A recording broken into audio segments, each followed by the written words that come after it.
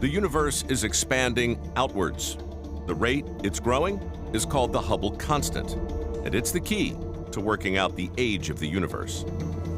So the Hubble constant might just seem like some, academic number that doesn't mean anything, but that number contains information about the composition, the evolution, and the fate of the universe. It's an important number, but there's a problem. Our best measurement methods don't match.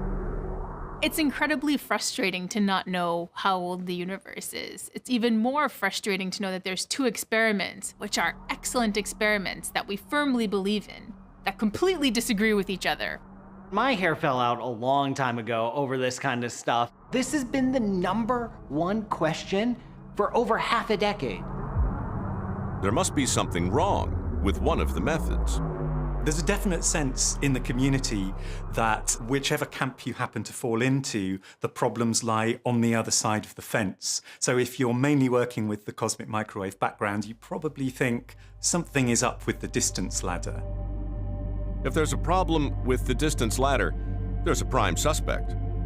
The ladder relies on stars that have a predictable brightness called standard candles. But there's evidence that these stars are not always the same brightness. So if you expect an object to have a particular brightness and it has a different brightness, then whatever conclusion you draw that relies on the brightness of that object is going to be off somewhat. Think of the stars like streetlights.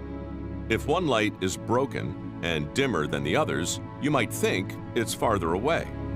The concern with a distance ladder is that if any of the single rungs is not perfect, then the entire ladder might be out of whack by the time you get to the top. What we need is a fresh approach to measuring the age of the universe. We're hoping we could bring in a tiebreaker, a referee, a brand new method that didn't care about any of this or any of that, and tell us what is the Hubble constant. We may have just found one. This observatory doesn't have a telescope. It's hunting for an invisible wave, a disturbance in space-time itself, caused by massive objects accelerating or colliding. It's known as LIGO. LIGO stands for the Laser Interferometer Gravitational Wave Observatory, and it is a ground-based gravitational wave detector. A perfectly stabilized beam of laser light bounces in a 5-mile-long L-shaped tunnel. As a gravitational wave passes through the detector, space stretches, forcing the light to travel a tiny bit farther. You're bouncing a laser over an incredible distance and trying to measure as space-time itself gets stretched and deformed, whether that laser had to travel a tiny bit further or a tiny bit shorter. And a tiny bit here is the width of a single atom over miles and miles of distance. LIGO has already detected colliding black holes, but it's also received a signal from something less massive. Neutron stars are the densest thing in the universe other than black holes. They're the last stopping point before you would collapse all the way to form a black hole. They're the size of Washington, D.C., but they can have the mass of 2 suns. A collision between neutron stars is incredibly powerful. It's one of the most energetic events in the universe, and it distorts the fabric of space-time very strongly because their gravity is so strong. But unlike black hole mergers, neutron star collisions can also send out light. In 2017, LIGO sent out an alert. More than 70 telescopes on Earth and in space swung into action. This binary neutron-star merger was the first time we'd witnessed gravitational waves and light waves coming from the same event. It was groundbreaking. This event is ideal for Hubble constant hunters. The light tells us how fast the colliding stars are moving away from us. Gravitational waves give us the distance. If we know how far away it is and how fast it's moving, that's the Hubble constant. Having neutron star mergers added to your arsenal of ways of measuring the universe's expansion is great because it's completely independent. It uses physics that's not related to either of the two competing methods we have so far. Sounds perfect. The result? So this brand new measurement that we're hoping would be a tiebreaker ended up coming right in between these two extremes. Thanks for the help. But it might not be as bad as it sounds. The number of neutron star collisions where we've detected gravitational waves and light? 1. We shouldn't be at all disheartened by the fact that this hasn't actually decided the problem, because there's a huge margin for error when you have just one object. We would like something like 100 events like this neutron star merger. That might seem like a huge improvement we need, but actually it's very feasible that in the next decade we'll get there. Gravitational waves may give us a precise age of the universe, but there is a chance they'll tell us the problem isn't with our measurements, but with our understanding of the cosmos. If we keep getting different answers for the Hubble constant, especially depending on the method we use, that's a big clue that we don't understand something fundamental about the universe's evolution, its makeup, something important.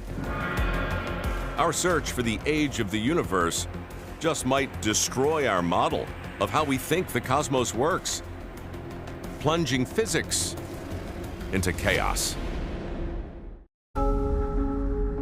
We don't know the age of the universe. We had hoped that the results from our experiments would be like building a bridge, starting at opposite ends and meeting in the middle. As time goes on, as the evidence accumulates, these two sides of the bridge are not going to meet. Something has to give. Some believe the problem lies in the way we've interpreted the picture of the early universe, the pattern hidden in the cosmic microwave background. We're really confident in the data that we have from the CMB, but it's actually an indirect measurement of the universe's age. It depends on our model of the universe being right. It could very well be that our fundamental cosmological model that we've used to successfully describe the universe is coming up short, that there's something wrong in there, that engine is broken. That engine is the standard cosmological model. Based on our knowledge of particle physics and general relativity, it's like an instruction manual for how the universe works. Rewriting it is a radical suggestion. For the most part, it matches what we see. But it does struggle with one thing. As the universe expands away from the Big Bang, the intuitive thing you would expect is for gravity to start pulling it back together again. So over time, gravity would just reverse that and pull everything back in, back to a single point. But what we see in the data is completely opposite. What we see is that the universe is not only continuing to expand, but it's speeding up faster and faster all the time. To explain this weird phenomenon, the cosmological model relies on the existence of a strange, unknown force, dark energy. Dark energy is the most perplexing and mysterious thing I've encountered in my research. Dark energy is a term that we slap on this idea that the universal expansion is accelerating. That's about all we know about it. We don't know what's causing it, we don't know how it behaves, we don't know what it was like in the past or what it's like in the future. So we just call it dark energy. It's invisible. It fills the whole universe and pushes galaxies apart. In some sense, it's like a spring, a contracted spring, and you let it go and it wants to push everything away. And things get stranger. Dark energy doesn't dilute as the universe expands. As empty space gets created or expands, the dark energy associated with that stays the same. It basically populates all this empty space. Imagine I'm draining a bucket of water and water just magically appears out of nowhere. That's like how dark energy behaves as the universe is expanding. Because dark energy increases as the universe spreads out, it makes up more and more of the total energy in our cosmos as time goes on. At the early phases of the universe, the first 5 billion years or so, the positively gravitating stuff like matter, dark matter, and light dominated the dark energy.